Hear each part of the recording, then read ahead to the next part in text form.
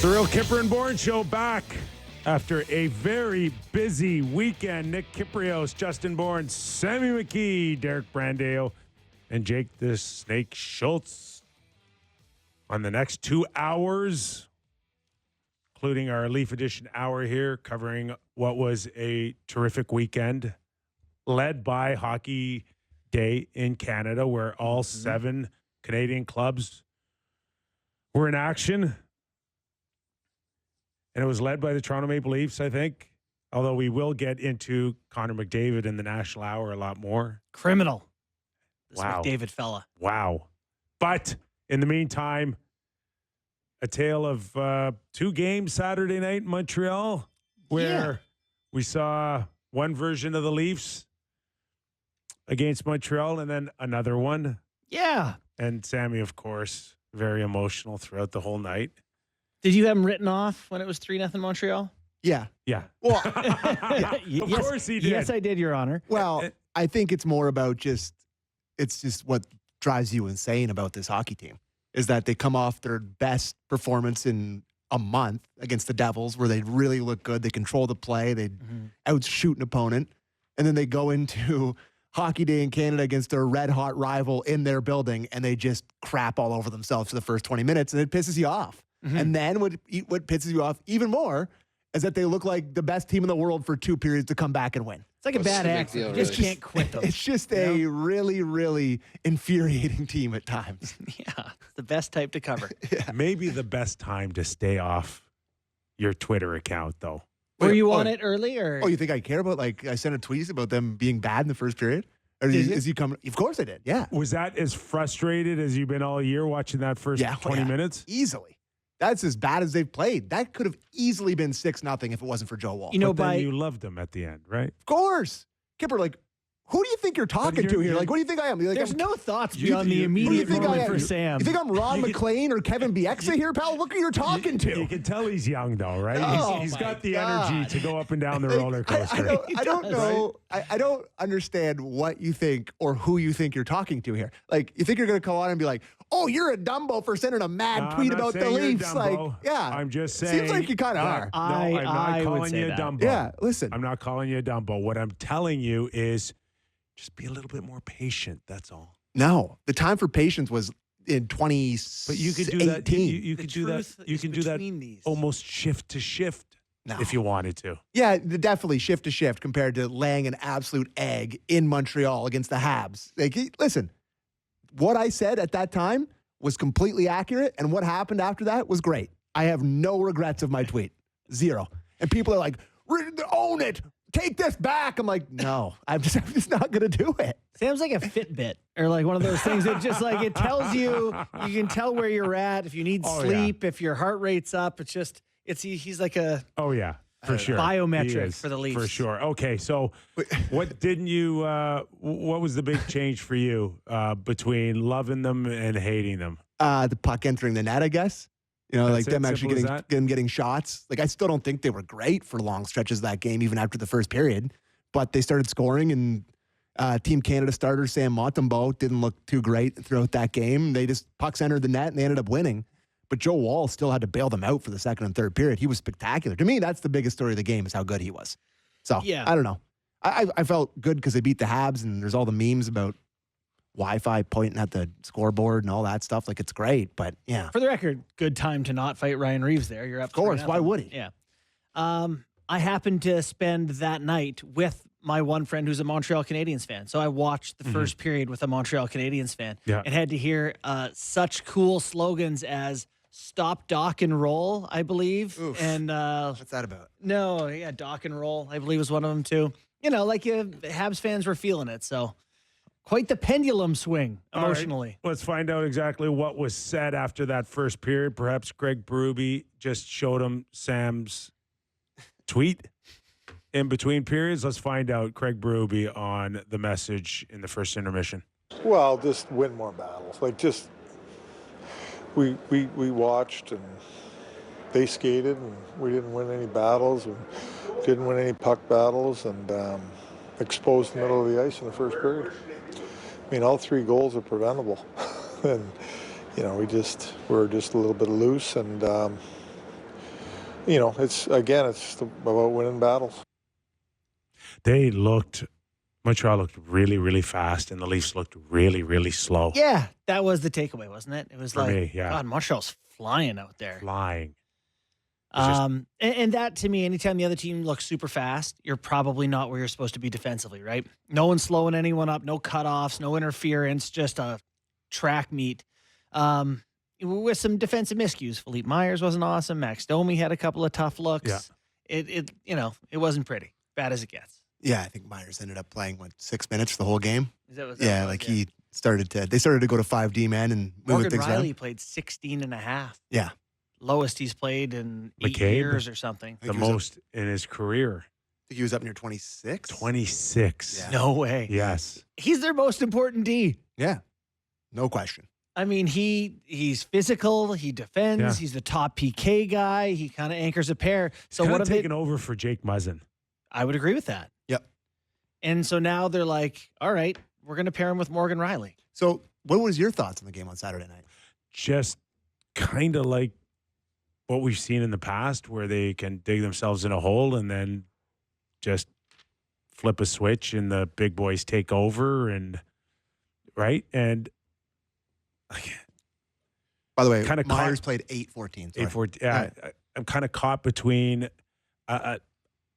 I like the discipline that Craig Berube's brought them in the first half, but your word, it's sliding. It's just it may be just too hard to not open it up when you need it, and when you're chasing, you need it. Yeah, and kind of got to live with the fact that you're always kind of coming back to your game breakers. But then, yeah, I mean, those guys weren't any good. How is that any different than Edmonton? How is that any different anywhere else in the league?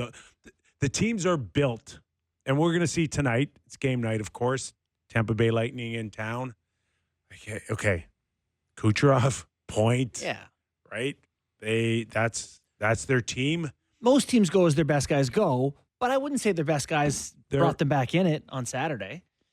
No, but I mean, Willie, obviously, they're the game-breaking moments. Yeah. Right? Hey, how about if you're a Leafs fan, you had to love Lane Hutson getting a welcome to the NHL moment from Willie. As you put it, Willie just wearing him like a backpack on the way to the net. It's just too big, too strong. It's just excuse me.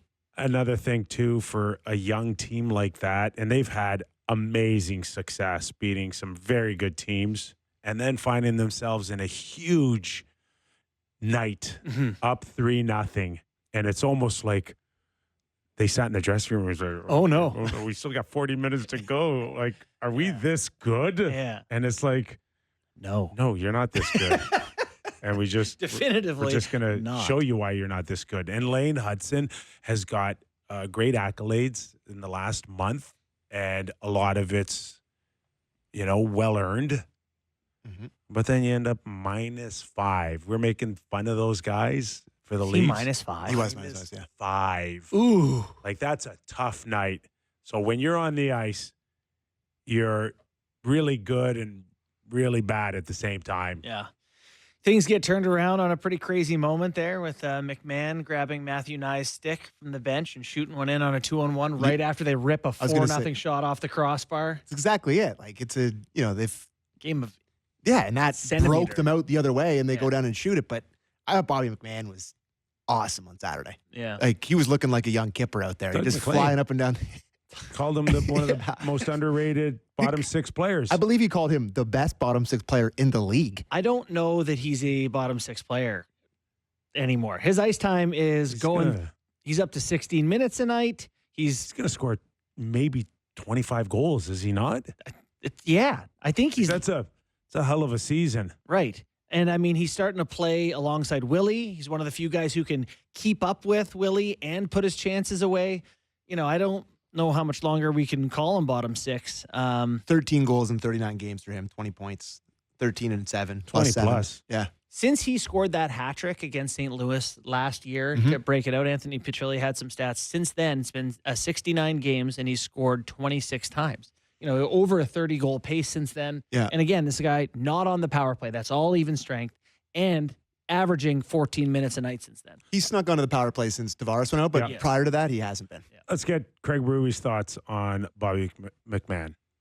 No, Bobby had a great game. I thought he skated, and like a lot of guys, after the first period, it was a totally different team on our side. And Bobby, he was skating tonight. That's his strength, is his ability to skate and shoot pucks. And, he was solid tonight for us. It's good to see. The one thing he did in this game, and something we've always had an issue with some of the Team B guys and the Team A guys, he's in on 2-on-1 with William Nylander. It's never even considered a pass. Yeah. Just absolutely rips it low blocker, scores. Like a lot of guys would have deferred there. But he knows how good his shot is right now. Sure. Like there's not a lot of guys that can shoot it in the net like that. No, I know. It's kind of like Steve Kerr shooting threes for the Bulls back in the days. It's like, yeah, Jordan's the better guy, but if I get the ball here, I'm probably good to shoot this. I'm going to rip it. Yeah.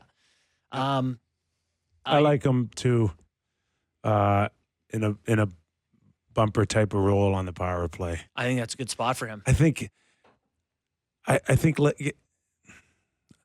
don't know if it's less talent than Tavares, but I like the power play kind of brought down a little bit with McMann. I like McMann better than Tavares on the power play right now. For what I think the team needs is less than more talent or more high-end guys. Mm-hmm. I think him coming on and actually settles it down. The one thing I like is they don't have anyone, to Sam's point, always complaining that no one ever dumps it and goes to get it on the forecheck. He's a great puck recovery guy, right? Like rebounds, those sort of things. He's fast, first step, physical, turning pucks over. So, yeah, if you could have a couple of guys, Nyes wins pucks back too. So a couple of guys who win pucks back, you can shoot more and trust that you're not going to leave the zone. Yeah. Like that about it. Yeah, it just seems like they're moving the puck a little better. Yeah. And a couple of goals. Pontus Holmberg went up between Bobby and Willie. He's looking good again. Listen, I think with him, it was like when you just look at him, there's no reason why he shouldn't be better and more consistent. Mm-hmm. But I don't know if it's just the way they've handled him over the years, that there was just never enough foundation there for his confidence, but he wavers in and out. And now with Tavares out, there's another opportunity, and you're big, you're strong, you can skate, you can take it to the net. There's just no reason why you shouldn't be where you are as a player shouldn't be more advanced than where you are right now. To me, he's a guy that needs the motivation. Remember, like he got when Minton made the team last year, it was he got sent down, he didn't play, and then once Minton goes back to junior, he comes up, he plays well. Anytime he seems to get scratched, he comes back in, he plays well. Mm-hmm. I don't know if it's the book on him, but maybe he's the type of guy that needs a little bit of tough love, get him going a little bit, because it seemed to have worked in the past. And he sat for, how many games did he sit for before he got back in? Like, he was out for a while, so maybe that's it with him. I had someone I knew who had him with the Marlies was saying that, he's the type of guy that you don't want him to get too comfortable. You want him to be trying to impress, to be on his best behavior, because he's got this great version of his game. But as soon as it's like handed to him or whatever, maybe you don't get that same effort, same commitment, same attention. So maybe he is like scratch and score a little bit. Yeah. Like Robertson, you got to take him out here and there. All right, let's get Craig Berube's thought on Holmberg. Clip 4. I just like Holmberg's game. I thought going even back to the Jersey game, just the way he's skating with the puck and hanging on the pucks. And I loved Willie tonight. I thought he was going. I thought he was on his toes from the get-go, just trying to make a difference. So I made that switch. Is there anyone he doesn't love? Probably Philip Myers on Saturday. But is there, Robertson maybe? He'd come out and say he loves his 8 minutes. Yeah, well. Yeah, he's very positive. Listen, though. we got Sheldon Keefe burying the Devils before we got Craig Berube burying the Leafs. Yeah. He said something about like our star players need to be way better. End of statement. That's what he said on Sunday after they lost again, the Devils. So, anyways, continue. I don't know. Do you think he's over nice to these guys? They're in first place. 3-game losing streak turns into a couple of game winning streaks. So it's hard, I guess, to be overly critical over the course of what they've played now, close to 50 games. I do think that when I look at the ups and downs of teams around the league and just the way the schedule has been condensed because of the Four Nations face-off, where there's a 2-week chunk just taken out of the schedule, so it's every other night. For a long time, it's every other night. You watch Florida lose 3-4 in a row. You watch Tampa lose 3-4 in a row.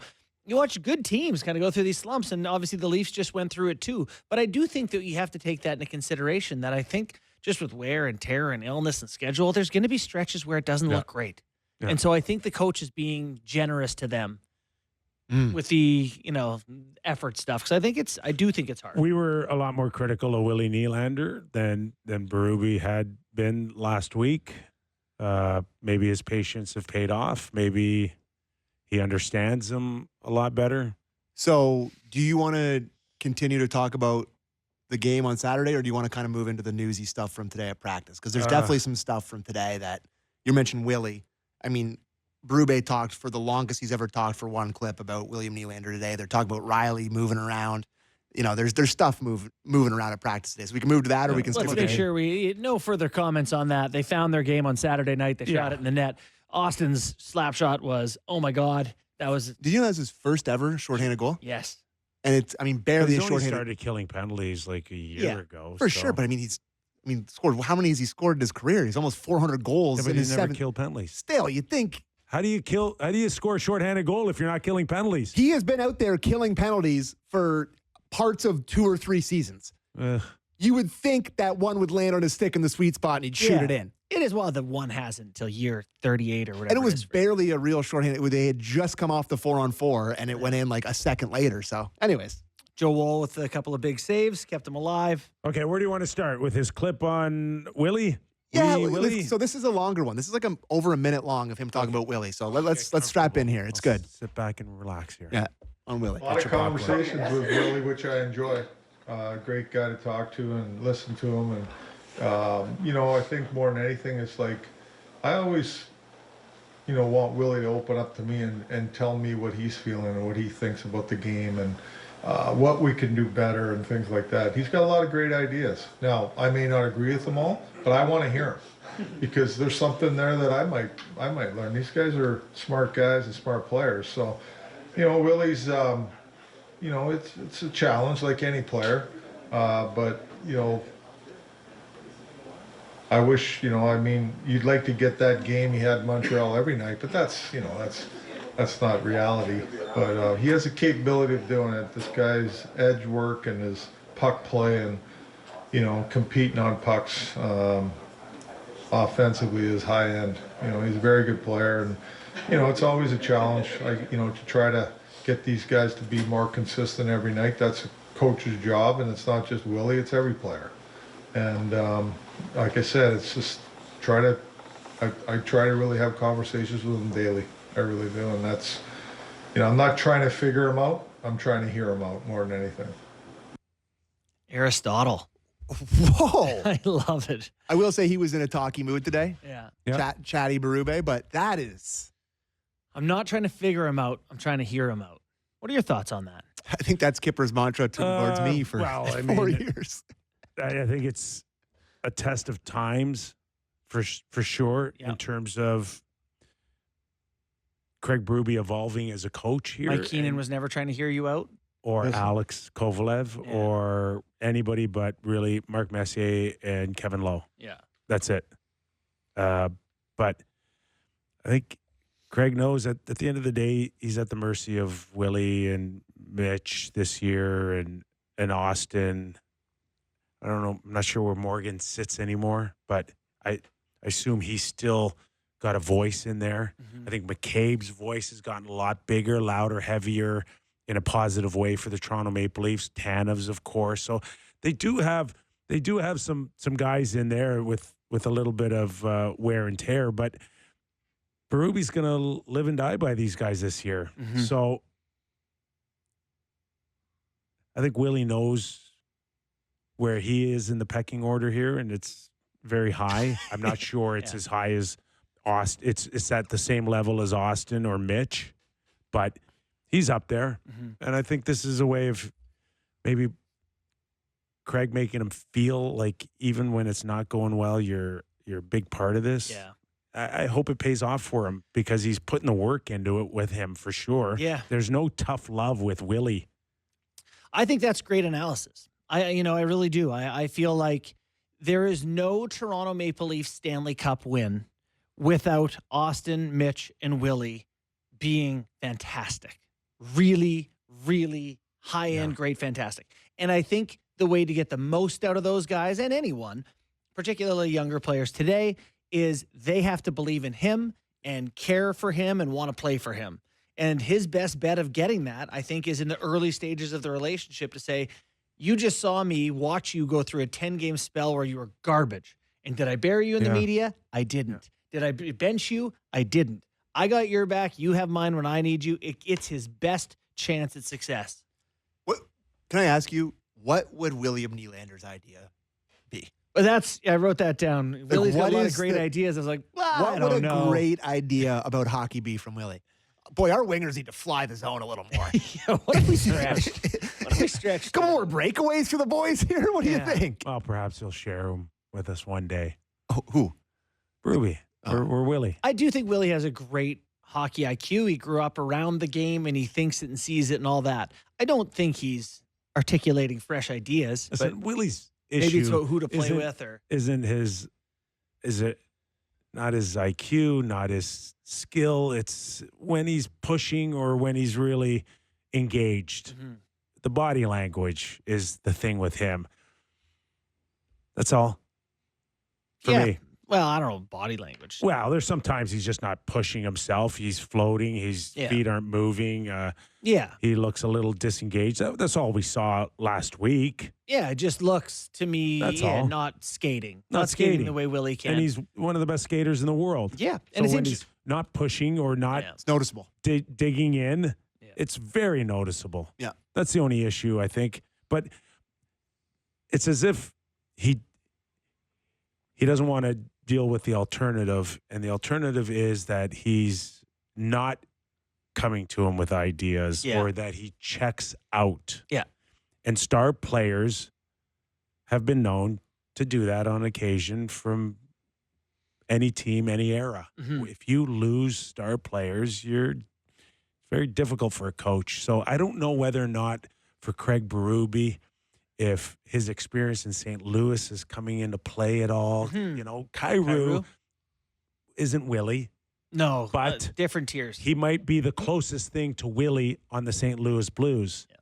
And we know that relationship soured, and it didn't end well when Berube left, and Kyrou gave him a couple of parting shots. And of course, coach anymore. That's interesting.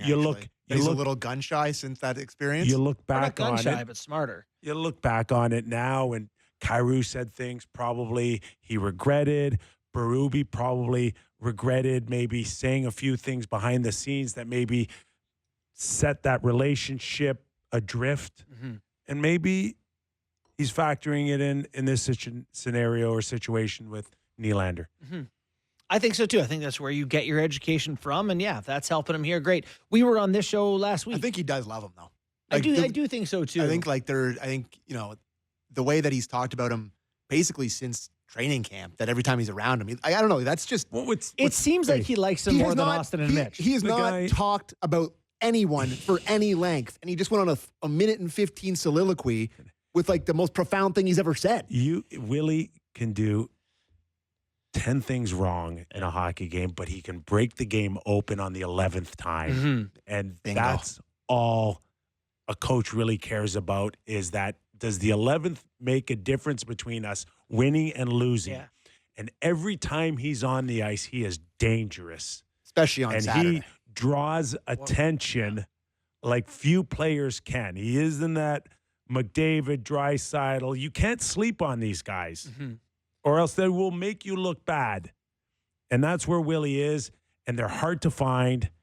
Berube's got one in Willie, and he knows it, and he's got to nurture that relationship. That's all. I'd be curious to know if Willie could work with McMann and say Tavares probably, because you got 3 shooters on that line. I don't know how you figure it out. I'm not sold on him and Tavares. I'm not either. Right? I'm not either. It's never been around. It's never been great. It's never been great. No. So Tavares playing third line center. I don't know. You know what? It'll be interesting, very interesting. What will the team look like by the time Tavares comes back? We think after 4 Nations. Mm-hmm. And where that fit, does it go back? Does Tavares go back into the second spot? I don't want it to, but I bet Nylander? it does. I bet it does. That's just, I've been watching this team, Right? as you have, for many years, and all coaches just go, what about Matthews, Marner, and Tavares and Nylander? Has anyone done that yet? I've got an idea. Hear me out. And then when that doesn't work, it's like, let's just flip the wingers. Right, exactly. Is there a chance that there's success and some chemistry outside of John being in this lineup? And then what does it do when he returns? Don't know. It's a ways away. Yeah. But maybe when JT Miller centers the second line, Tavares can center the third line. Yep. Riley or Wall? Riley played 16-43 or something to that effect. And if you'll notice on the first page of your lineup there, I put the practice lines January 20th, and Riley and Jake McCabe are paired together tonight. I like it. Okay, let's listen to Berube clip 6 on that. Well, when McCabe was out of the way, I was playing with Tana. They were good together. They like playing together. And just McCabe played in the right side last year quite a bit for you guys here in Toronto. So, not you guys, Toronto. And I thought we're going to try him with Morgan. And it's Morgan's had a lot of partners this year, and it's not his fault or anybody's fault. It's just how things go with injuries and guys, finding the right shot guy to play over there. And so McCabe's got experience, and he's a very good player and defender, and so that's what we're looking for tonight. See another example where he's protecting. Could have easily said, "We got to get Morgan going." Mm-hmm. Okay, he's not. We need more out of him. He did say some more on Morgan, but we'll get. But we didn't. But you don't get that sense in that clip. It's about just making sure that he doesn't lose Morgan. Let's listen at least to his confidence, anyways. Let's listen to the second clip on Morgan Riley. Clip 9, please, Derek. Well, I think coming in with the way we wanted to play and do things defensively and become a better defensive hockey team, keeping the puck out of our net, we've asked him to, less risk in his game. And, I think he's trying to do that, and he's done that for the most part. But we also need him to produce offensively, and I think trying to get our D a little bit more active, a little bit more. Lately, I think it's been better with our D getting more active in the offensive zone, shooting more pucks, getting more pucks in net. That's been a focus lately, and it's been better. So I think you'll see, his production go up a little bit. That is the most coach thing ever, and it actually makes me angry and reminds me of my days as a player, where a coach says, we're trying to take the risk out of his game, but we need him to produce and be more active. Inherently, there's some risk in production. Thank you very much. Yes. Just be less risky and also produce more and be more active. Okay. But if we believe that Berube has asked his team from day one that we're going to be more defensive and we're going to worry about more things in front of our net, and for the most part, it has been successful enough to get them in first place. Like, how does he end up minus 16 or 15? He's on the ice for 9 empty netters against. So half of that's pretty irrelevant. He's like minus 6. It's not good. I'm not saying it's good. He's been on the ice for 9 empty netters against? Yeah. Like, I think it's 7 or 9. It's one of those two numbers. Which one? It's a lot. Okay. So, and Tanev's plus 14. Yeah. So maybe just get him off the ice when there's an empty net? Maybe, could be part of the solution. I don't know. I mean, if you're that worried about plus minus, if that's the thing that bothers you is plus minus, sure. What bothers me is every time he shovels a puck out of his own net. Yes. That's absolutely. what bothers me. Yeah. He has had I'm not defending Riley here. I'm just saying he has had the least consistent partner. He's been playing, of late with Philippe Myers. He's had a bad 10-game run. I do think that he has had the toughest adjustment to the Berube system style of play, which he had a quote today where he said they want us to stay closer to our net, like in the D zone, presumably. Like they're not chasing out and trying to like shut down plays. They're trying to conserve. So to me, he seems like a guy caught in between who they're asking to be less risky but produce more. He just seems unsure. And so I don't know if you can play in a way where you say to one guy, you're the guy who gets to go, but everyone else is going to play. Like, it's almost like you've accepted the fact that you're going to neuter him if you want him to not do it, and you're not going to get the production. You can't have it both ways. Yeah. So, I mean, he's in a tough spot. He hasn't played well. He hasn't adjusted well. I also have so much upside to him still that we have not seen. But you're going up against a really good team tonight, and like one of those sneaky, really good teams in the league here.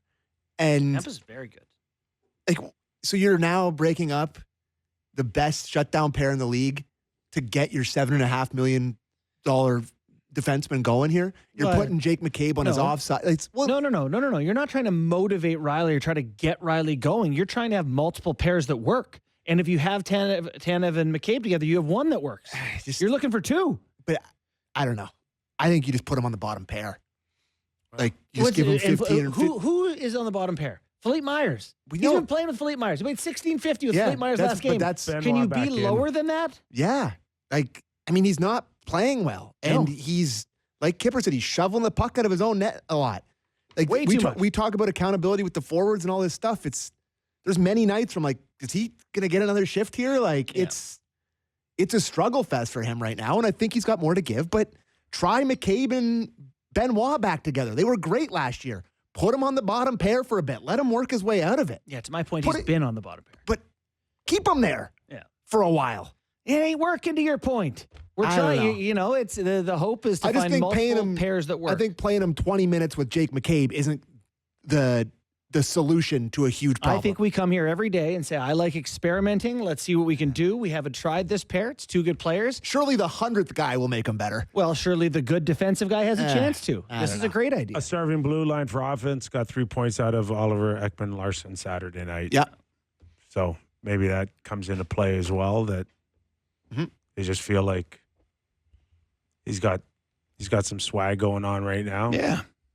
Yeah, and OEL's, he had 9 goals last year. Like, he's someone who can shoot it in the net a little bit more for them. Great shot pass into the slot for Robertson to put it home. And then you a know good what wrist bothered me on that one? Robertson never went to him, turned to him. No, he's Selly to the corner, and then didn't even turn to him. He turned away from him after. It's like, this is all he wants to do. Yeah, it's like, come on. The guy just gave you an absolute gift. It's all about the Selly now with these kids. Come on. He did. That was a Bobby big McMann couldn't give Nyes credit fast enough on his goal. All the way to the bench. Robertson was this far from OEL and didn't even acknowledge him. Yeah. You guys It's sound an immediate. You're like I'm sorry. 50 years old. Kyper, that's an immediate turning point.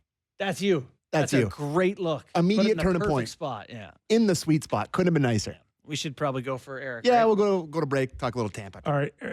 Erik Erlendsson. Yes, you got it, buddy.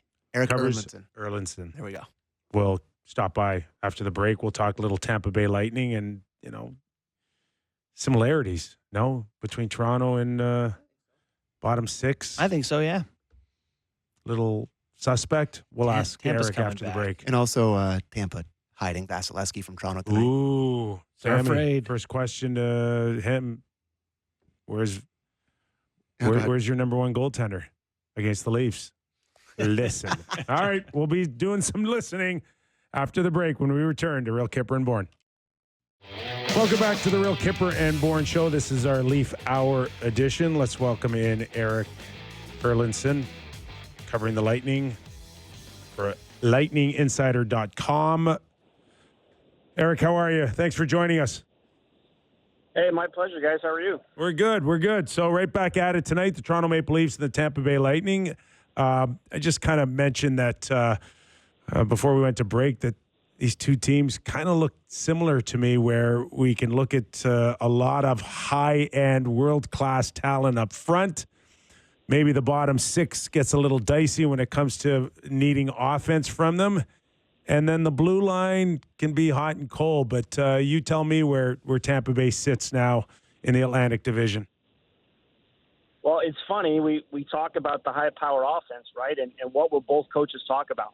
Well, how can we play better defense? How can we keep more pucks out of our net? And, with the Lightning, that's kind of been their focus this year, going all the way back to the start of training camp. And the big thing that they talked about was their 5-on-5 play, and they were very power play reliant last year.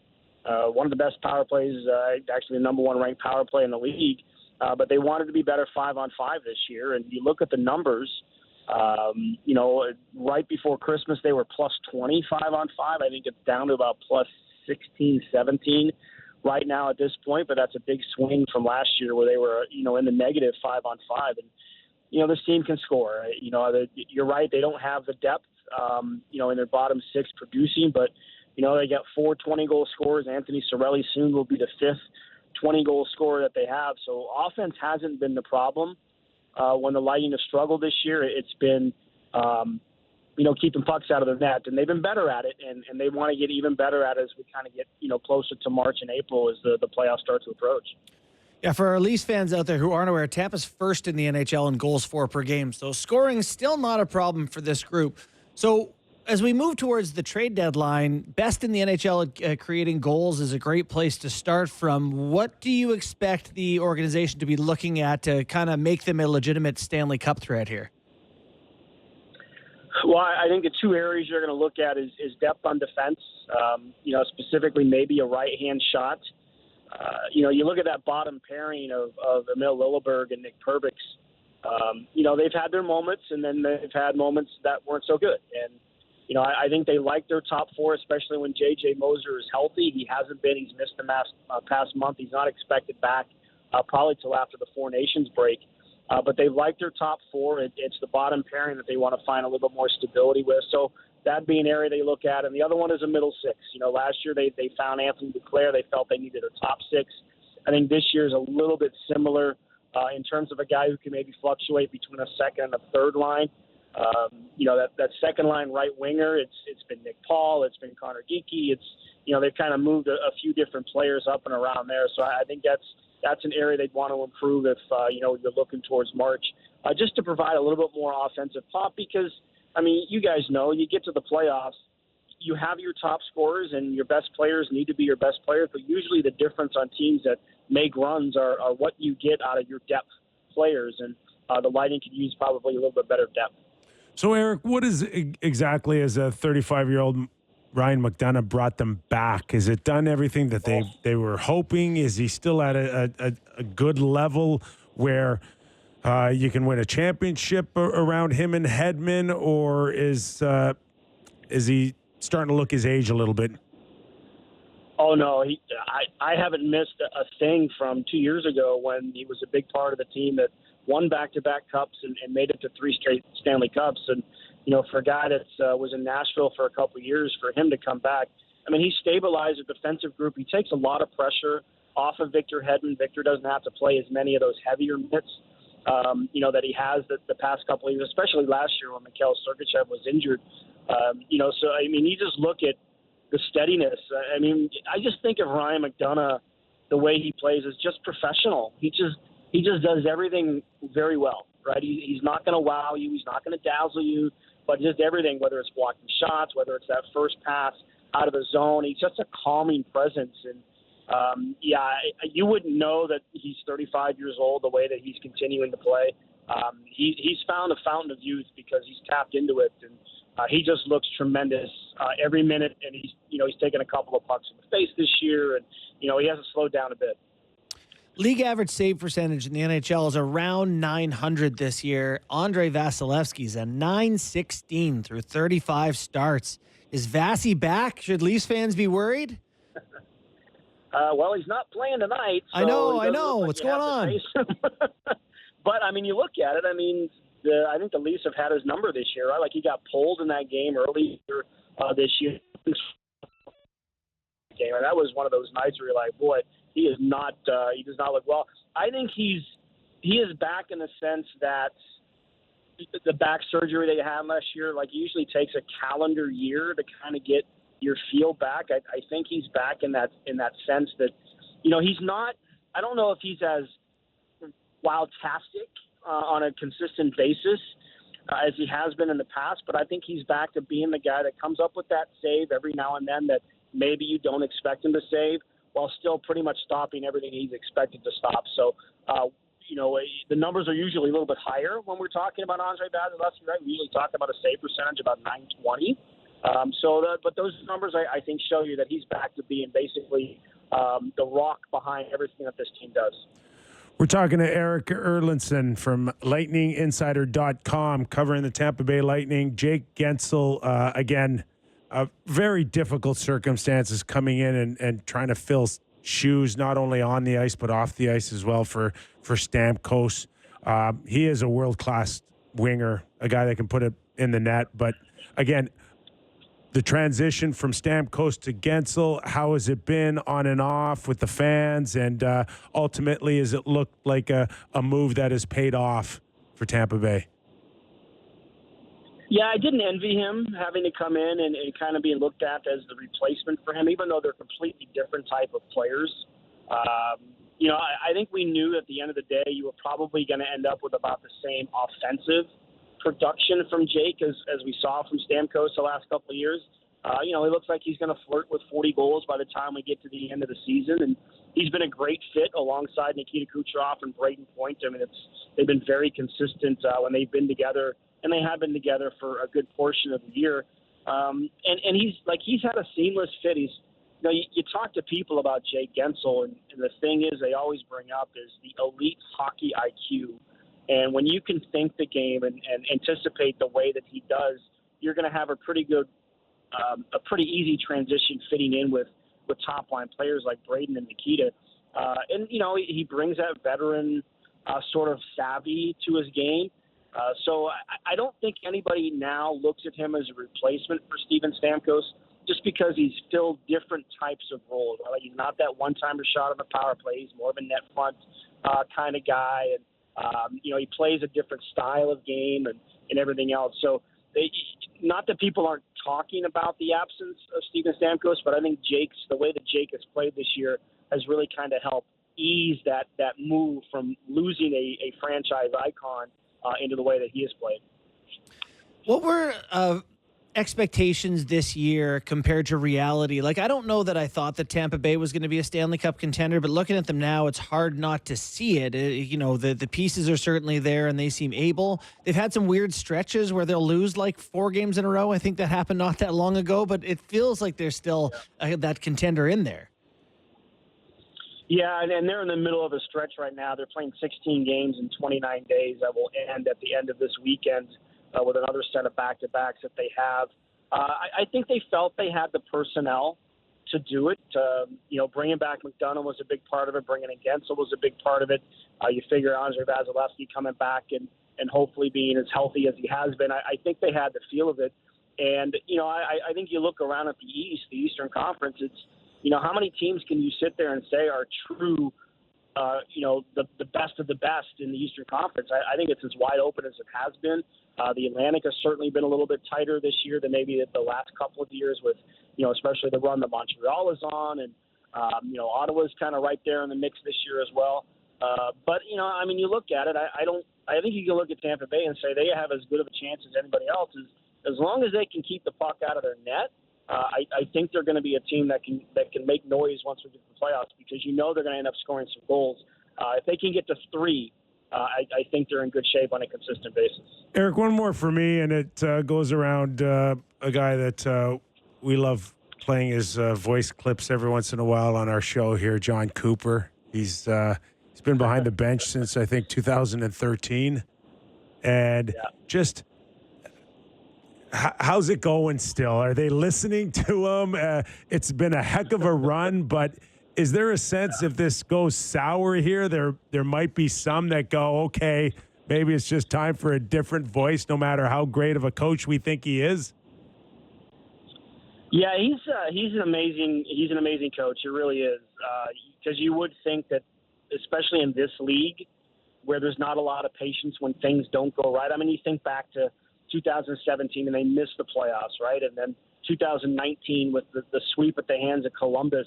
Maybe now it's time to make the change. You can't get them over the hump, but he has adapted so much to his coaching style, how much he leans on his assistants, but he still has this great strength. He's such a kid that got to relate to players and get the best. So to him, I think if you look at the last 2 years in the first round exits in the playoffs, and some of these veteran guys, the Hedmans that are still here, and the Sorrell, won cups, intently tuned in. And, you can usually figure that out when teams deal with some of the stretches that teams deal with. Every team, no matter how good you are, goes through a point in the season where there's some adversity. And, the team has found ways to pull themselves out. And I think because of how John Cooper can relate to the players, he built up this trust between them that even if they make a mistake, they don't feel like he's going to punish them. Not that you don't get punished if you can continue to make the same mistake, but as long as you're working hard and you're doing stuff to correct any mistakes, he's going to have that faith in you, and that's still there. They still listen to him. Every coach is always hired to be fired at some point, but I don't see that happening anytime soon with John Cooper, the way that things are going, and continue to go with just how good he's been. And you think of the tenure he's had and the number of games he's won and coached, and the number of other teams that have went through. I mean, think about it. Marty St. Louis is about the 5th longest tenured coach in the NHL, and John Cooper coached him. So what's that tell you? That's a good way to end the segment, Eric. Great point. Thanks for doing this. Enjoy the game tonight. Hey, my pleasure, boys. Be well. Thanks, man. Appreciate it. Is Marty St. Louis the Erlendsson? I love looking up the longest tenured coaches. Let's see what we got here. And he coached them. That's so, crazy. Cooper was March 25th, 2013. How many teams would fire their coach for crack at hiring him? Oh, my God. 30? No. But a lot. I still think before the end of John Cooper's coaching career, he will coach here. Yeah, I actually do too. At some point. I don't think it's in the near future. I think he's probably in Tampa for a while longer. I think Berube's here for a while longer. How Cooper? Like 50? That's all we need here is just another guy for a career-ending contract here with the Toronto Maple Leafs. It's true. Just the March songs. Just got to do it once. Yeah. No, just to see what it feels like. Just to see what it feels like, and what are you talking about? He's like 38. He's young. He's young. St. Louis is the 5th longest tenured coach in the NHL. Wow. He was hired February 9th. 2022, so not even 3 years into his term. 5th longest tenured coach. Holy smokes! Is it Bednar after? It is Mike Sullivan, Jared Bednar, Rod Sullivan. Brindamore between the two. Still, my favorite John Cooper moment was Nick Paul being interviewed in the Stanley Cup playoffs. Oh my God! Yeah. And John Cooper coming in and get in the room, and it's like, got to go. Yeah, Nick Paul was doing an interview. He's like, "Well, I'll tell." Oh God, that's the best reality. That's the best reality television when you can see panic, that type of power and respect Paul you was have new for to your them head then, coach. too. Like it was like he had been there since the deadline, and he was like not looking to mess with his ice time. It was really cool. Yeah, really cool. All right. Thanks to Eric for joining us. We're not going anywhere. We're going to get into the Vancouver Canucks and how close they were. Reported by our Elliot Friedman that Vancouver real close to moving JT Miller. How close, we'll find out when we return. Rick Dhaliwal, co-host of Donnie and Dolly, the Team Check Vancouver, will be with us. What do you think? Is he gone by the end of the week? Yeah. Ooh. I don't know anything. You'll get my point. Ask my opinion. Yes. You'll get my opinion when we return after the break. More Real Kyper and Bourne coming up next. Don't go away. All right, we are clear. It's our national hour live on Sportsnet 650 in Vancouver, Sportsnet 960 in Calgary. It's the Real Kyper and Bourne show. This hour, Real Kyper and Bourne brought to you by Bet365. Nick Kypreos, Justin Bourne, Sammy McKee. We get into our national edition, which means pick it up where we just left it off last week as the world turns in Vancouver. Yeah. Never a dull moment. A dull moment. Rick Dhaliwal will join us in a couple of minutes here. We had him on last time, and it just seems like this storyline of JT Miller is like grown arms and legs and turned into like a 12-foot monster right now for the Canucks. So reported that he was almost traded, almost kept out of the lineup by, I believe, our Elliot Friedman reported that on Saturday night. Rangers were rumored to be the other team. Sounds like perhaps Zibanejad had no. I told you guys there. He shut that down. Okay. But there's a bunch of guys from the Rangers farm system that got scratched in their games. There was a bunch of rumors swirling. There was some talk of Lafreniere, which I cannot see just even a little bit that the New York Rangers would give up on a 22-year-old, 23-year-old for a 31-year-old JT Miller. No. Why? No. Someone explain that to me. That wouldn't make a ton of sense, would it? No. But the name that I did hear was Philip Hedl. Yeah, I could say that's the name that I heard, along with defenseman Ryan Lindgren and maybe a first-rounder. Yeah. Like a heavily protected first. Puck-moving defenseman. Ryan Lindgren is a tough player. He's not big. He's not, but he's tough. Plays a hard game. He also can get hurt on occasion. Because of that. And he is a pending UFA free agent. Mm-hmm.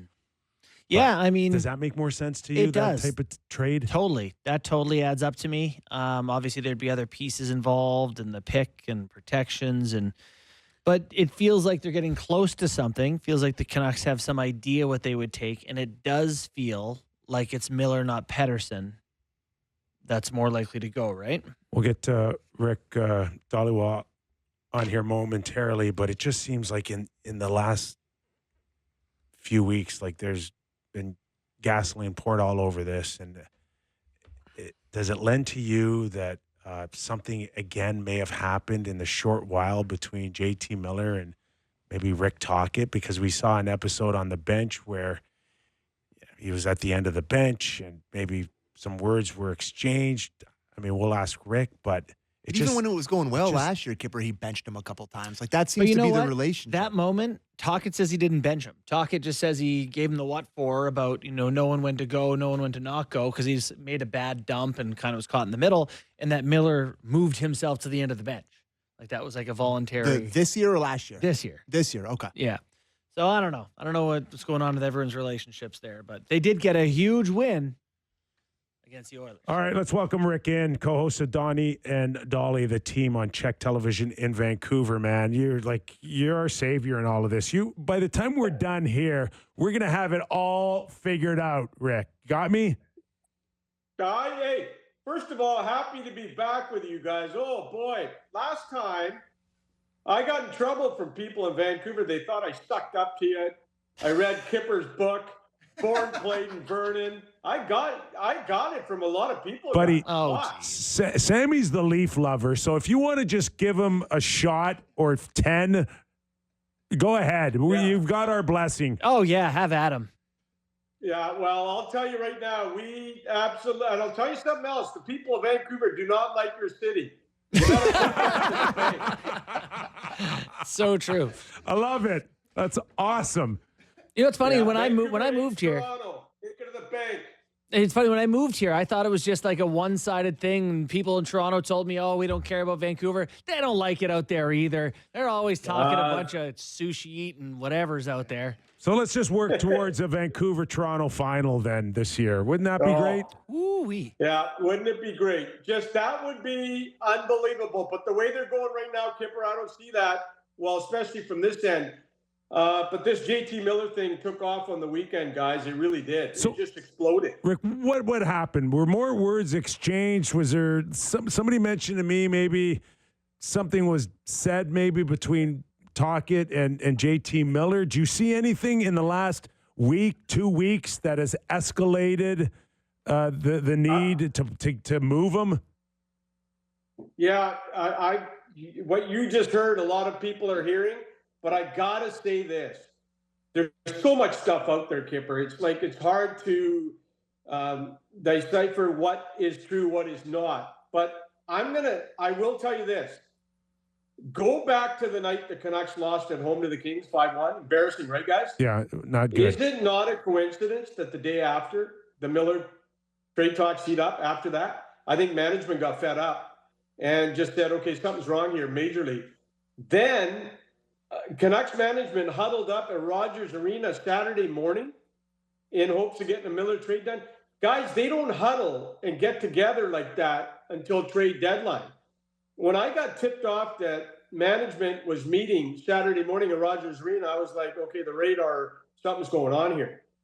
But I want to say this. Management decided 6 weeks ago, guys, 6 weeks ago, that they had to trade Miller or Pettersson, change the chemistry and the feel of the dressing room. But, Kyper, to your point about, confrontations and this and that, there are people that believe that. There's a lot of stuff out there.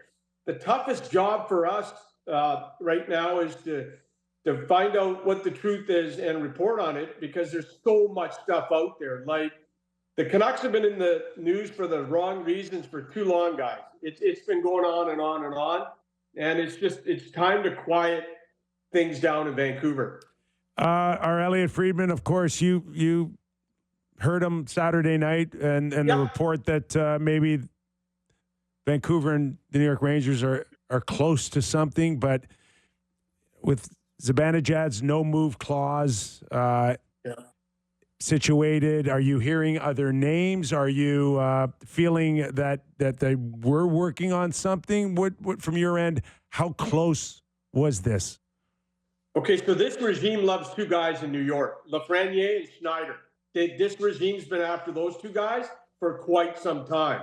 Lafreniere is Emily Castonguay's former agent, right? Yep. She's the former agent for Lafreniere. This regime loves those two guys, but they're not available. They're not available. And one of the things we heard is like Hedl, Lindgren, and a first. Like, you're not getting Lafreniere. You're not getting Schneider. Canucks can ask till, the cows come home, and the Rangers don't want to give up on those two guys. But those are the two guys the management really liked. Obviously, the deal fell apart. Were there conditions on the first-round pick? I don't know, but we're trying to get down to the bottom of that. But look, and you had Zibanejad, Kyper, that was so bang on, and like there's so much stuff out there right now, and just trying to piece everything together. I do want to tell you one thing. Miller did not ask for a trade. His agent, Brian Bartlett, made that very clear to me Saturday night. This is not Miller asking out. This is not the player going to the team and saying, get me out of here. He's obviously had a tough year, the leave of absence, the issues with Pettersson. His points are way down. He's had a really tough year, just on and off the ice.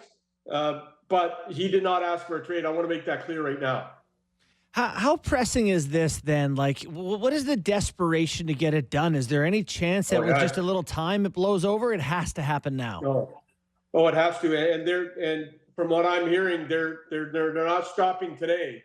I mean, they want to get this done. Teams have permission to talk to his agent.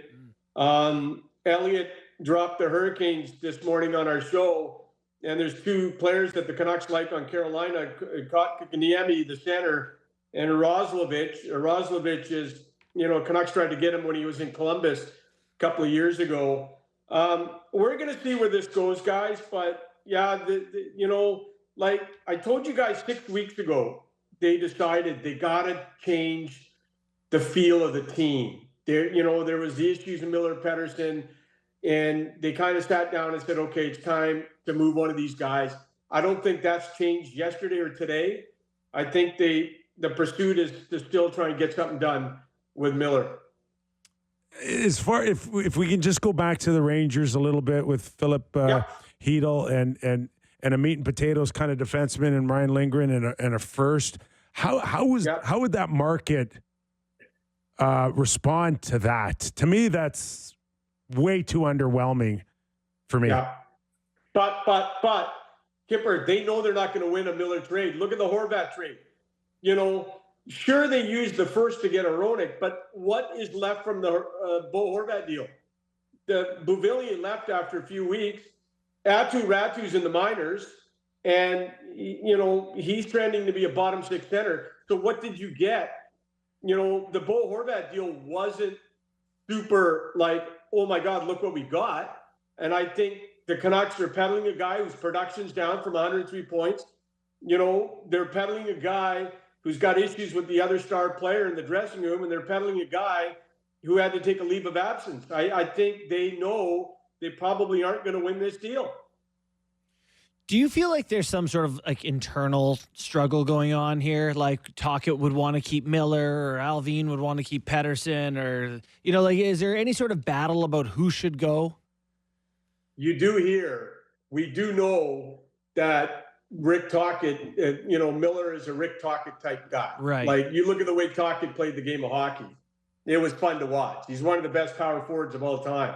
And, it would be hard for anyone not to believe that Tocchet loves what Miller brings to the table, right? And Miller is, when he's on, you guys saw Saturday, right? You guys saw Saturday, 18th for 23 in the faceoff circle up against McDavid, and 2 assists first period, third star.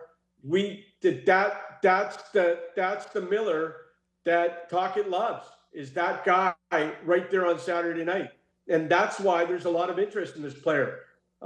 He has struggled defensively. You saw the LA Kings' second goal on Thursday, right? He got beat at the point, and he struggled without the puck this year a bit. But you saw in Montreal the 4 points. You saw last night.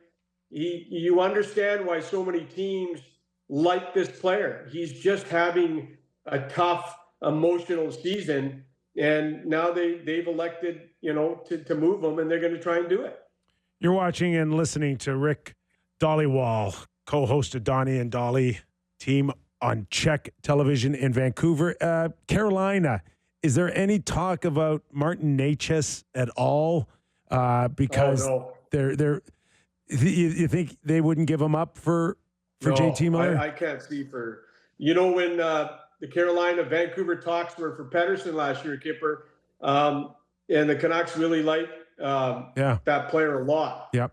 But that's a lot for Carolina to give up. That guy's a wonderful player for he's a piece. 32-year-old. Yeah, he's a nice piece if they could land him. 32-year-old, yeah. That's a very expensive piece. I don't see the Canucks getting that for Miller. Yeah. So tell us that game Saturday night. What did you make of the Canucks? Put in a pretty valiant performance against a good team in a big spot. It didn't really squash the talk, though, did it? Yeah, didn't slow it down. No, but do remember the Canucks get beaten Winnipeg 6-1, come home, get embarrassed by the Kings 5-1, and they finally jump out to a 3-0 lead in the first period. They've been dropping 3 goals to the other team the last 2. But keep in mind the Oilers, I'm not sitting here saying anything. Weren't they playing in 8 different time zones in the last 2 weeks? And they were playing their 6th game in 10 days, and Canucks pounced on them pretty good. That looked like a tired Oilers team to me. Mm-hmm. But, Miller, I got to give him credit. Earlier in the day, there was a chance Miller wasn't going to play. And there was a trade close to the Rangers, and the Canucks said, talked to Miller and said, hey, look, we might be close. And then that guy goes from possibly being traded to having one of his best games of the year that night. That was a very good effort by Miller. As far as Patrick Alvin, he met the media today, right, Rick? I didn't have a chance to hear anything of substance for you. Yeah, a couple things. He did not deny the Miller trade talks. He can't, because the reporting has been credible. He knows it. When you make 2 top 6 centers available in Canada, you are inviting the national media into your backyard for a massive barbecue. And we showed up. And Kyper and Bourne. Kyper is stirring the pot with Zibanejad, Devils. You make 2 top 6 centers available in this country, and you are inviting the national media for a hell of a party. But and we he don't. can't deny the reporting. We don't want it to bring your own booze either. Party. Let me get this in, Kipper. He made an interesting comment about Rick Tocchet, who's in the final year of his contract. He likes Tocchet, sees him long term, but it's a two-way street. You know what he means by that? Tocchet's got a clause in the contract where he can walk away. I think the drama in Vancouver has taken its toll on Tocchet. You could see it in his face. You could see his body language. He's not paid to babysit. He's done a lot of babysitting this year in Vancouver. He's paid to coach. And it'll be interesting to see if he's back. Tocchet said today, Brock Besser said today, this is the most noise he has seen in Vancouver since he got here. Injuries, trade rumors, personality conflicts. It's just like Vancouver's in the news for all the wrong reasons all the time. And so keep an eye on Tocchet. Like, I don't know what's going to happen with him, guys. But they do want to probably lock him up long term, but he's got a say in it as well.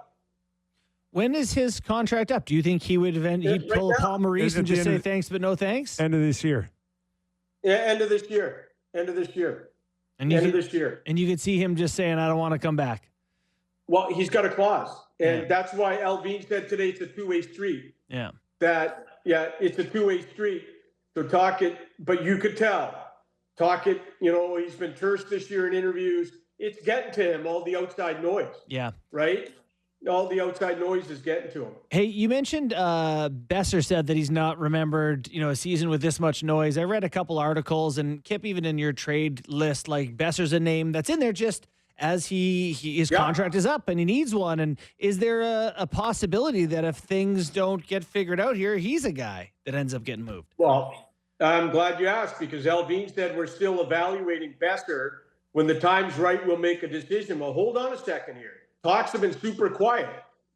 I believe the last time these two sides talked was in early December. Both sides know what the other side wants in terms of term and money. This guy scored 40 goals last year. This guy scored a team-leading 7 in the playoffs. He scored 4 while his finger was broken in a practice in Nashville. When Miller took a shot, broke his finger, he still scored 4 after that. I'm starting to question if the Canucks believe in this player. They signed JT Miller in September of his UFA season, and you guys are you're taking Besser down to the wire? Like, something's up here, right? I think they like him, and it's my understanding that they made a pitch to him to re-sign him. So it obviously either the money or the term's not there, but they like to have him back, but it has to be the right deal for them, and they're not there yet. But they do want him back. Okay, and so Kipper, to that, I will say, they're not showing urgency, right? Like, the trade deadline is 6 weeks away. Like, they signed other UFAs way earlier than this. Like, I mean, for me, I do know the offers have gone back and forth. A term might be the biggest issue. Do you want to go 7-8 years with a guy who's probably not the fastest guy in the world? But do you want to? He compensates for his lack of speed with great hockey sense and a great shot. Like, he's 10th all time in Canucks goal scoring. Like, what else he has done nothing but score goals in Vancouver. Mm-hmm. A 47. I lost you guys. 47 goals last year. Second this year. Besser's got me fired up. I dropped my phone. Listen, what do you got to do? He's second on the team in goals. I don't know what he's got to do to get a contract. I really don't. So, Rick, we got so many of these storylines on the hands of Jimmy Rutherford, basically, and Patrick, of course. But, like, where is this fork in the road for Jimmy Rutherford here, in your opinion? That's a great question. And don't kid yourself, Jimmy Rutherford runs this hockey club. And I'll tell you something else. Alvin did the presser today. A lot of people want to hear what Jimmy's got to say. Jimmy's a great interview. And, he hasn't done media this year, which has surprised some of us in the Vancouver media. I would love to hear Rutherford publicly. But if they trade Miller, they might have to take a little bit of a step back. This hockey club at one point had Miller, Pedersen, and Horvat up the middle, 3 great centers. You lose Miller, you lose Horvat, you're down to Pedersen, who right now is on pace for 55 points this year, guys, making 11.6. Other than the game in Toronto when he won the Selke Award, he hasn't done much in the last 5 games. He's got 1 point, no points last 3. And so the center ice position I'm looking at, if they trade Miller, really concerned about that. But take hold on one thing. Rutherford is the guy that makes bold moves. And Rutherford's the guy that absolutely is the guy for me here in Vancouver that is not afraid to make bold moves. And if you see one here in the next little while, don't be surprised. Canucks wake up today 1 point out of the wild card spot in the West. They're right on that sort of fringe line. Do you think their performance in the coming weeks will affect any of their decision making? That's a great, if you're the Canucks, are you buying, selling? Are you doing both at the deadline? What are you doing? Right. And Miller could be the first domino to fall. I don't know if they do it today or at the deadline or in a week or 2 weeks or at the Four Nations. I don't know what's going on, but they almost did it on Saturday. You can take that to the bank, guys. They almost did it on the weekend. Mm-hmm. They were damn close to getting it done. I'll tell you, nobody in Vancouver saw this season. Last year, we didn't see that, and we just didn't see a big drop-off in a fall like this. This one, no one predicted. Nobody predicted this season. No one. Zero, zilch, none. Rick, just in terms of Demko's return and the build-up again to be a premier goaltender in this league, how's his progress in your opinion? Well, he was out, Kyper, 8-9 months, and it's going to take time. And, then he got the back spasms in Seattle. He had the popliteus. That's the Vezina candidate last year. Canucks need him to get back, but we can't expect miracles right away with him. I mean, I really want to see because I'm going to tell you something else going on here in Vancouver is they want to re-sign Lankinen, right?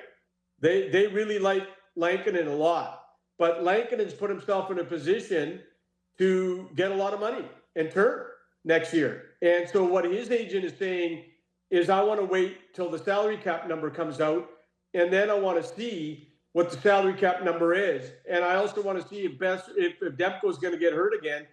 Demko's health could play a role in Lankinen signing, but I want to see Demko go on a 2, 3, 4, 5, 6 weeks without getting injured and just to show some durability. That's the biggest thing with Demko right now is the durability. Yeah, that's a real concern. So when you look at the teams around the Canucks, the one thing that makes you think they'll be buyers is who are they not better than? They're probably better than St. Louis, Utah, Seattle, and Calgary doesn't really want to be buyers, it doesn't seem like. So they're probably the most likely to make the playoffs out of that group. Yeah, but hold it a second. I got to give Calgary credit. Yeah, they work hard, man. I've had a million people in the hockey world tell me that the Flames are going to fold like a cheap tent any day. They're not doing it. No. They got the goaltender who's playing really well. Huberdeau's, and Kadri's just a solid play. Hey, guys, Calgary's not going away. And that's a big problem for the Canucks right now. Because if Calgary would just go away and fold their tent, they'd be in a whole lot a better position. They just beat the Jets the other day after back-to-back losses with the Blues. Guys, a credit to the Flames. Nobody saw this, right? And if they keep playing it the way they're showing a lot of heart, they're well coached. Ryan Huska, a former Kamloops Blazer. I got to get those BC junior teams in. But they're doing really well.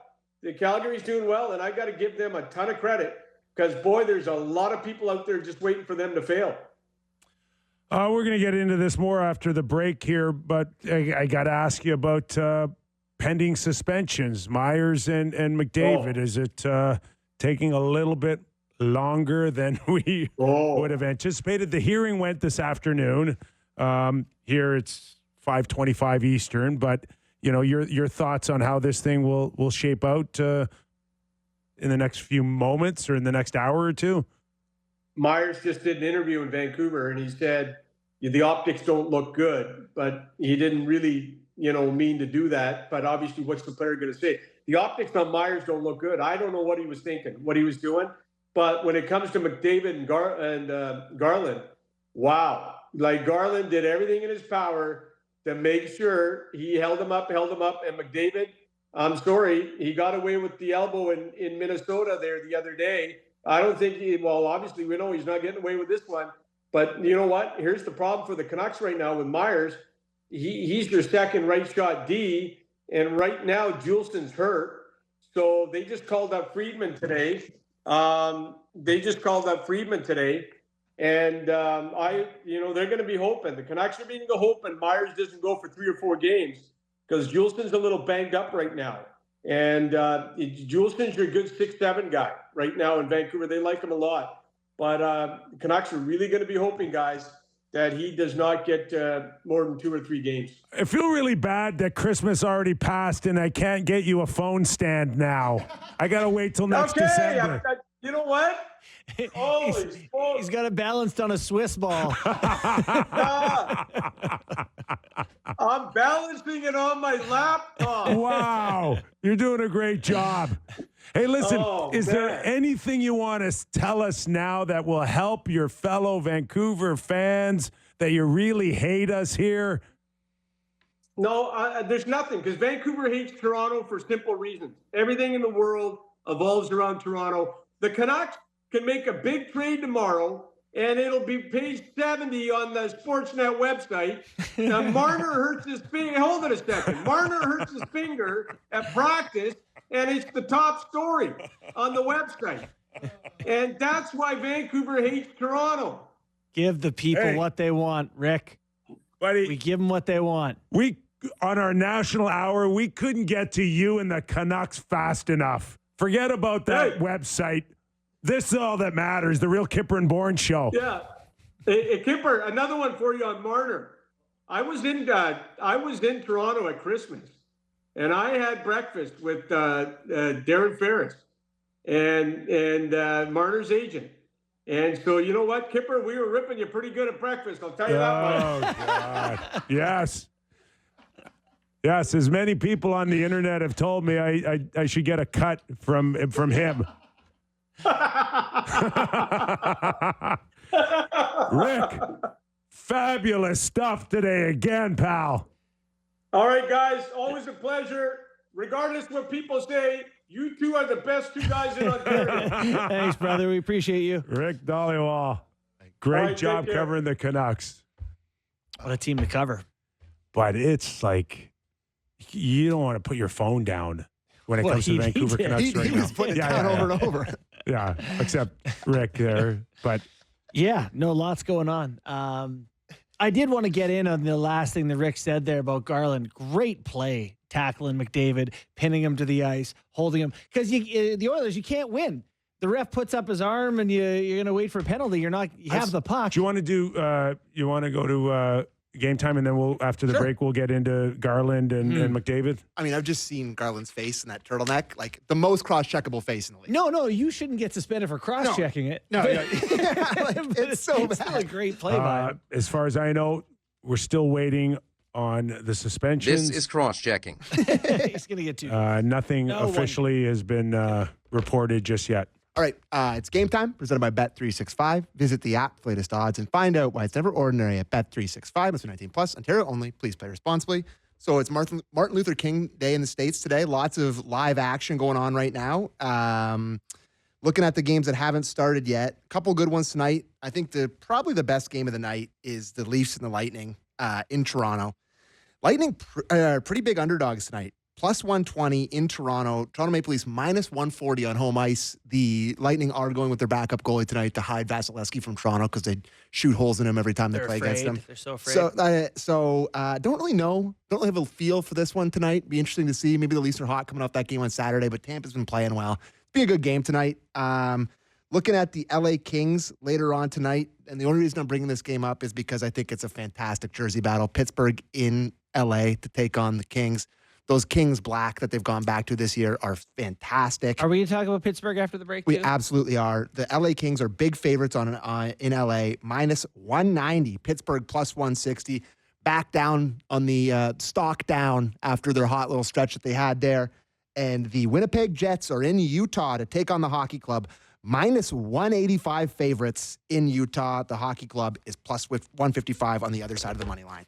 Now is game time, presented by Bet365. Visit the app for latest odds and find out why it's ever ordinary at Bet365. Must be 19 plus. Ontario only. Please play responsibly. I can't tell you how many people, since we did the Bettman interview, the Utah thing brought that to my mind. Since we did the Bettman interview, how many people wrote me and sent me the clip and said, how does Bettman not think state taxes affect the league? Yeah, I mean, listen. I mean, I had a flood of people. Yeah. You're not gonna sit there and be like, you're wrong, Mr. Commissioner. I'm not sure he doesn't believe it. 100% believes what he said. That don't make no sense. Oh, okay. I think it's his easiest way to get out of it. Yeah, well, he has to. He had the canned argument or whatever, but he did say they're looking at it. I do think that there is some hope that they will eventually do something. It felt to me like he was aware. Here's the biggest issue is that whatever it is, it's within a small salary cap. When the cap goes up, those numbers will only get bigger and bigger. So the advantages go from like $1.5 million to 3 million to 4 million to 5. Yeah. It's only going to separate. That's actually a good point. I was thinking the flat cap made every dollar tougher to get and more important, but you're right. The separation Wait till it's $110 or $120 million salary cap, and then watch a guy go, well, why would I sign equal there when I can make $5 million more here? Yeah, 17 up there is worth 14 down here. You know, whatever the numbers end up being. It's not going away. No, and I do think that people only recently started paying attention to it because of the flat cap. So when he's citing Los Angeles winning cups and stuff, it's kind of irrelevant because it was also 2013. Yeah, things have changed. So 12 years. I'm curious to see if they look into this. Sam Reinhart makes 8.5. End of story. Yeah, scores 57, signs for 8.5. I think it matters. Bit of a competitive advantage. Let's hit the break. Okay, we'll take a quick break. When we return, we'll talk about Connor McDavid and the hearing that went on today, also with Myers. Probably about 3-4 hours ago was concluded. Will we get an answer before 6? If not, we'll give you our opinion of that and more when we return to Real Kyper and Bourne. The Kypreos, Justin Bourne, Sammy McKee. A reminder this hour, Real Kyper and Bourne, brought to you by Bet365. Now it's getting to the point where people are like sending pictures in of phone stands for Rick to order. Is that right? Yeah. But here's what Jason McKinnon sent me that. The thing he said that baffled me, he said, it's leaning on my computer. Mm-hmm. Well, I sent you a Zoom link. Just use your computer. Maybe it's more complicated than that. Okay, can I just say something here? If JB and I, for whatever reason, decided to let you go, I think Rick could sit in that chair seamlessly. Oh, he would. Right? He would. No, please don't let that happen because he will be way better than me and everyone will like him way more. Like, I'm immediately dead if he comes appeal to a national audience a we little wouldn't better. miss a beat, man, if Rick came in here. He's fantastic. I love that guy. Wow. Okay, so no decision officially in yet. No. Like standard no brain stuff, right, for you? With the McDavid one? And Myers. Yeah. 2 games each. 2-2. Just a couple of deuces? Yeah, I think so. I mean, if it was 1-1, I could live with it. I know there's like the whole what about thing for everyone on like Myers and McDavid. The Myers one is definitely to me like the clear 2 guys skate at you, kabam, right to the head. He's also 6'10". That doesn't help. Right. Yeah, the Myers, and it was Evan Bouchard, right? Yeah. Where I think Bouchard gave him a little bit of a baseball swing, like a really weak-ass kind of stick swing. Mm-hmm. Yeah. I don't know whether or not, like, why it would have led to a cross-check for Myers. Like the optics are bad. It was bad. The one that I totally understand is McDavid's to Garland. Yeah. Right? Which, of course, you also can't excuse and should be suspended. Oh, we got it. But, but like, Garland held him in like for 10 seconds before that. They're down 3-2. They have the puck, and McDavid was rendered useless. So it was a frustration. It's pretty bad. It's the exact same thing as Austin Matthews. It's 2 games.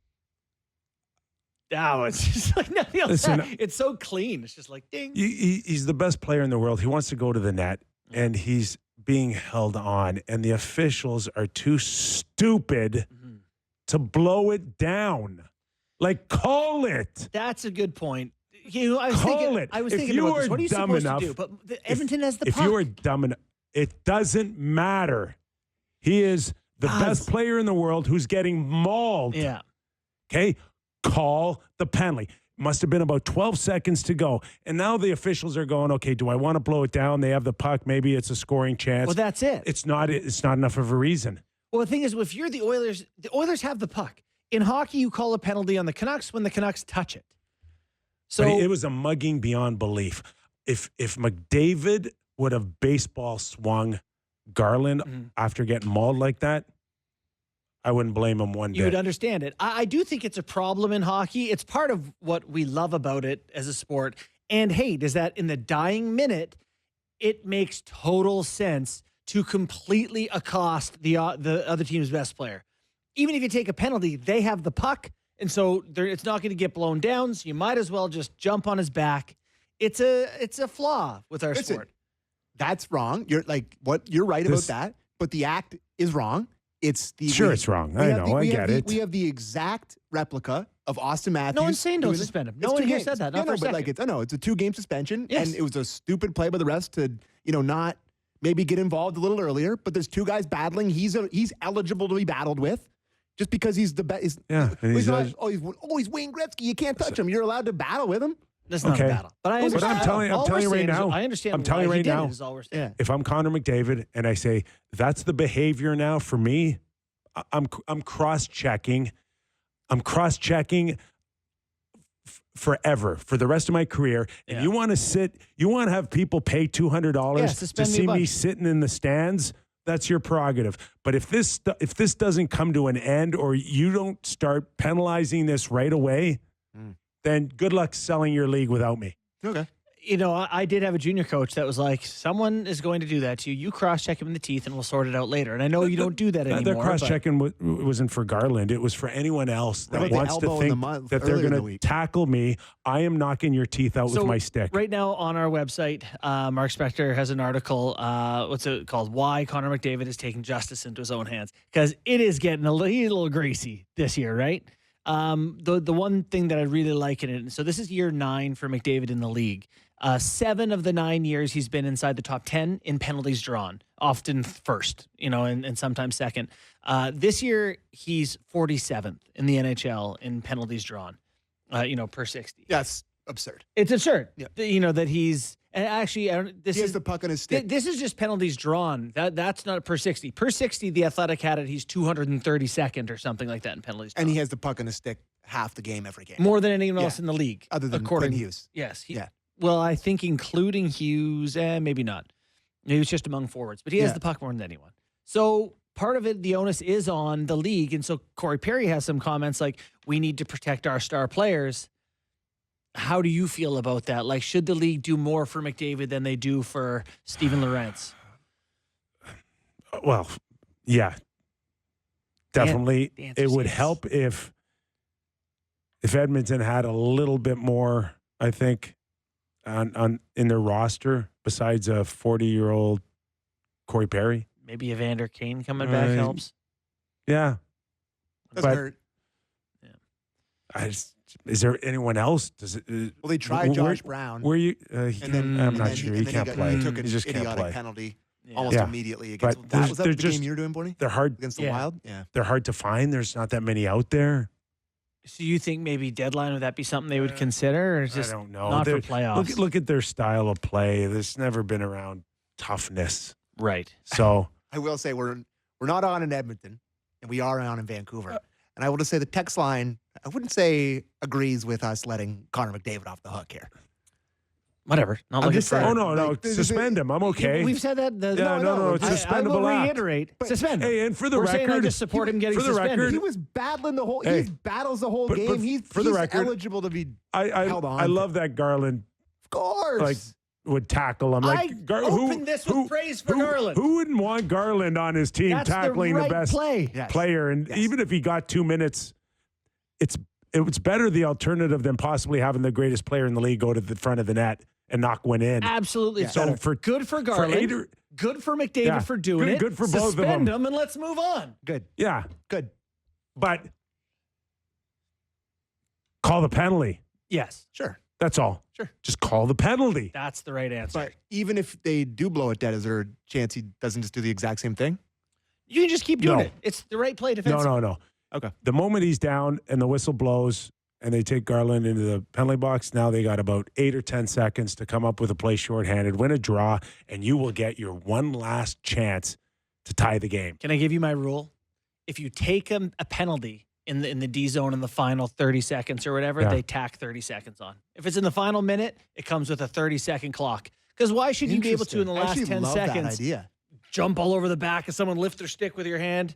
It tacks time on. Because you weren't good enough in 59 minutes and 50 seconds. That's why you don't tack it on. Okay. That's actually interesting, though. I've never heard that before.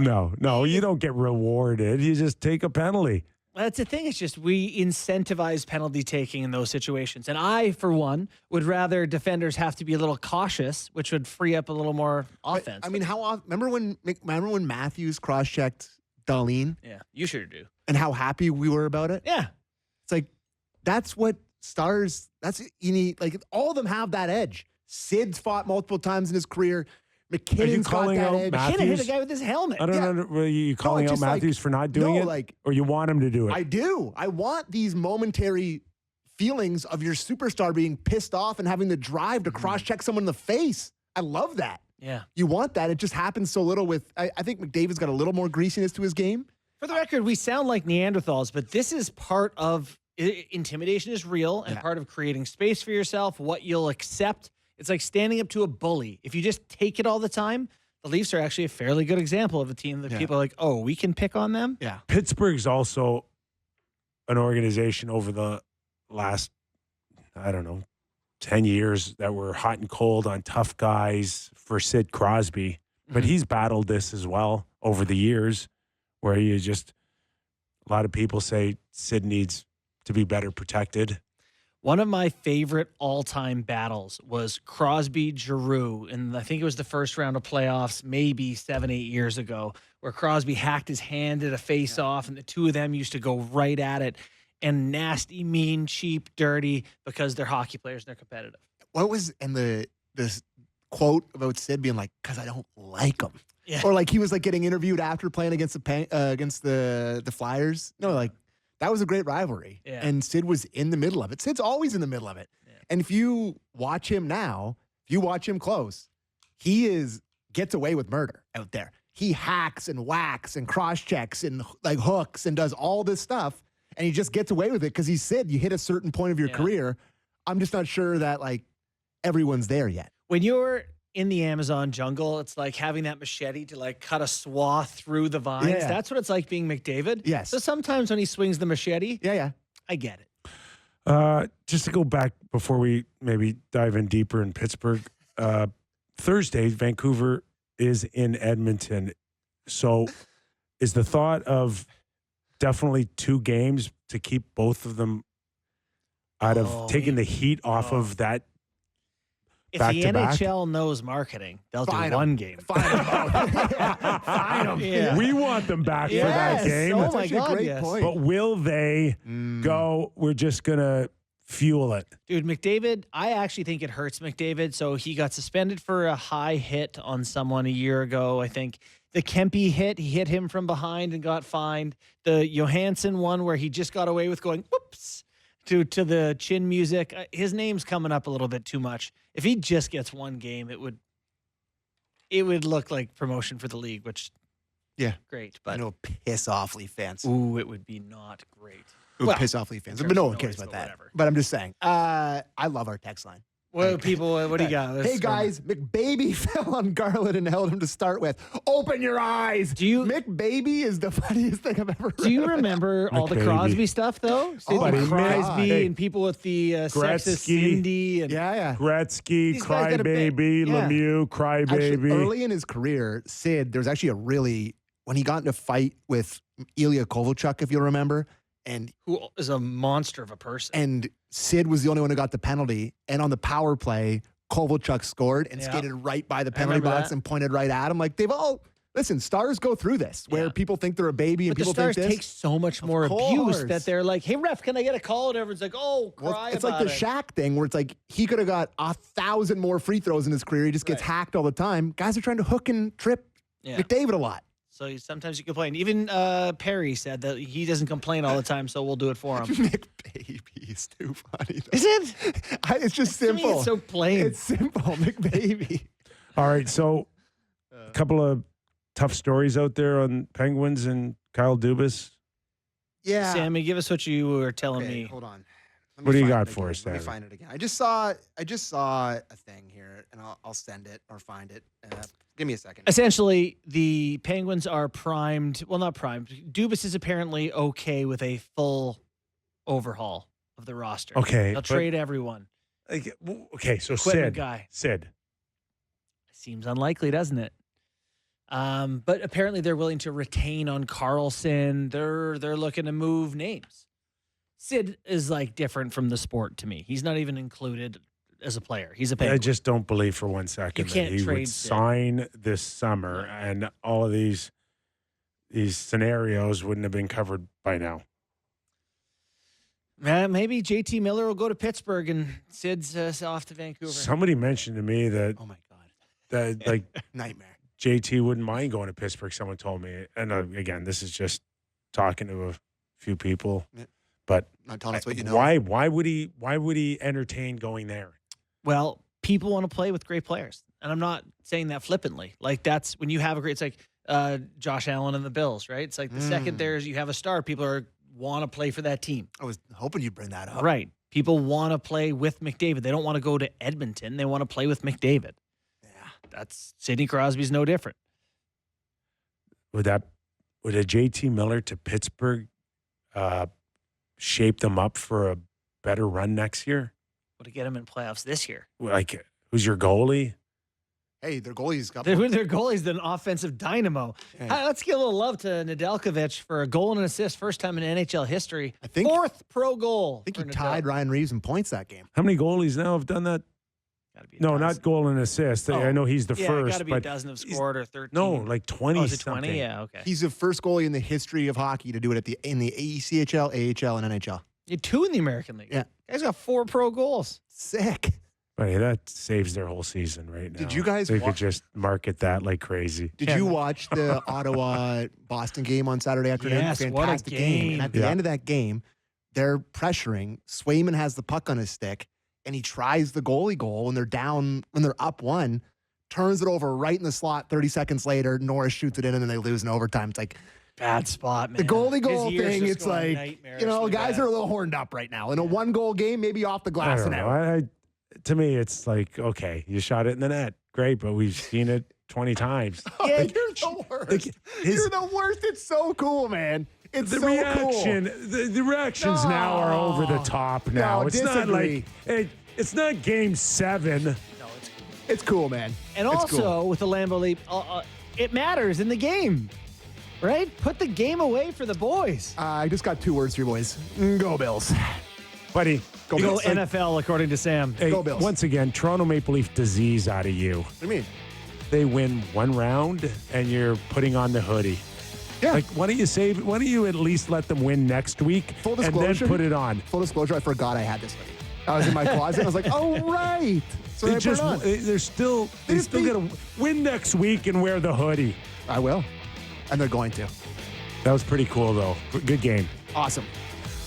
All right. I don't know. I don't have time to. Hey, thanks, Guess. I got Thanks, 5 Guess. seconds. Rick Dhaliwal. Enjoy your games. We're back tomorrow.